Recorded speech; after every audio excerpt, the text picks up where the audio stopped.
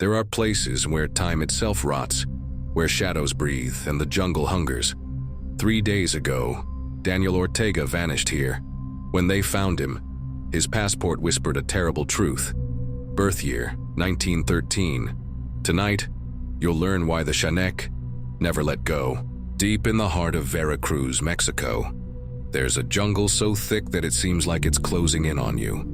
Locals say hikers should never leave the trails. But Daniel Ortega didn't listen. He wandered deeper, unaware of the eyes watching him. He had been out hiking all day. His phone was useless. His internal compass whirled, pointing nowhere. Then he felt lost. Now he have no clue which way to go.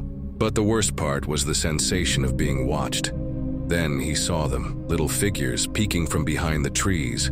Their faces were old and wrinkled, like old men. They've been here far longer than you can imagine. Chaneques don't kill you, they play. And when they're done, you'll beg for death. All of a sudden, the jungle opened up into a clearing. The trees here were too perfect and too symmetrical.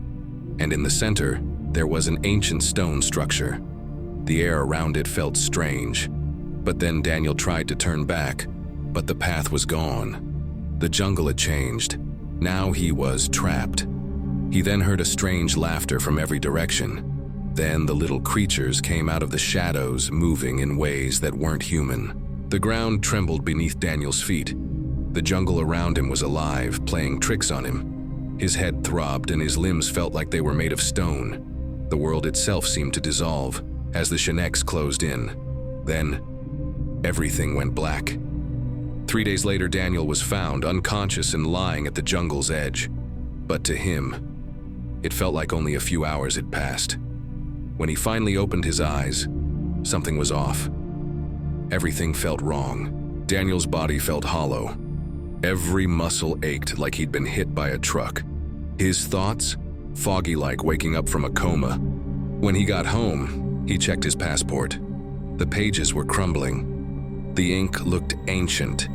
And his birth year, 1913. Daniel had never told anyone what really happened in that jungle. But even now, when he stares into the mirror, his reflection moves a split second before he does. So do you still think that this is just a story?